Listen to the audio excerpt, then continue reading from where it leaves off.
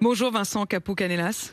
Bonjour. Vous êtes sénateur de Seine-Saint-Denis, mais vous êtes surtout rapporteur de la commission chargée d'évaluer le budget de Météo France. Alors qu'on nous parle sans cesse de réchauffement climatique, d'événements extrêmes, et dans le même temps, on découvre grâce à votre rapport que le budget de Météo France est rétréci. Et si Météo France n'avait plus les moyens de prévoir l'avenir et prévoir le temps ?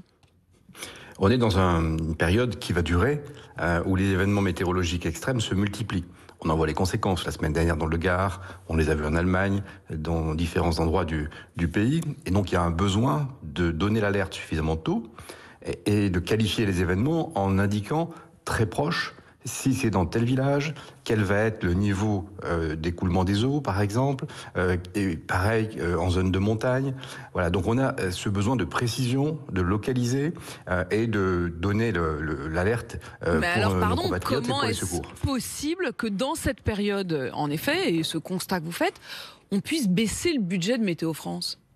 Alors, le budget Météo France a beaucoup baissé parce qu'il a perdu 37 millions en 10 ans, c'est-à-dire 20% de la réduction.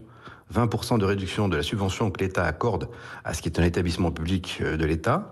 Et donc, c'est une baisse considérable. Le nombre d'emplois a aussi baissé. Il y avait 3300 emplois à Météo France il y a 10 ans.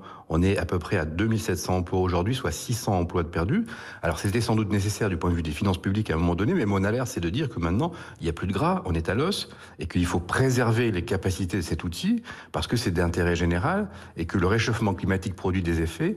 On voit bien que Météo France, il faut lui redonner une bouffée d'oxygène. Géraldine Demory est avec nous, justement, notre Madame Météo France. Météo France, c'est utilisé par tout le monde, y compris par les pompiers, y compris par les sauveteurs. Tout le monde regarde les prévisions de Météo France. Ah ouais, tout le monde en a besoin. Moi aussi, j'en ai besoin. Je les appelle tous les matins, justement, parce que ce sont les prévisions de Météo France que je vous donne. Donc, j'en ai besoin pour et m'aider à décrypter vraiment les cartes. Et ce qu'il faut bien comprendre, c'est qu'en météo, plus on a d'informations et plus la prévision va être fiable. Et c'est vraiment ce qui fait la force de Météo France, c'est qu'ils ont un immense réseau avec des météorologues qui sont sur le terrain et qui donc vraiment connaissent les spécificités locales. Et c'est ça qui est important. Et on n'a pas idée du nombre de professions qui ont besoin de la météo. Le tourisme, l'agriculture, dans le bâtiment, l'aviation.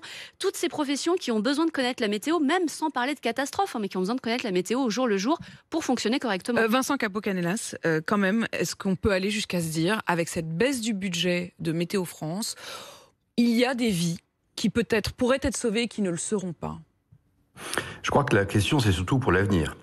Maintenant, on est à un point où il y a un risque de bascule. On a l'un des 3 meilleurs services météo en Europe et sans doute au monde. Et il faut le préserver. On a un outil qui investit beaucoup dans la recherche. Et ça vient d'être dit à l'instant, effectivement, la recherche, c'est aussi ce qui va permettre d'avoir des outils informatiques pour prévoir l'avenir. Il y a les apports de l'intelligence artificielle, il y a de l'automatisation. Mais il faut des prévisionnistes parce que c'est pas une machine qui va vous cracher de la prévision comme ça. Effectivement, il y a un recul à avoir, il y a une connaissance des territoires, une connaissance des événements, connaissance de l'histoire.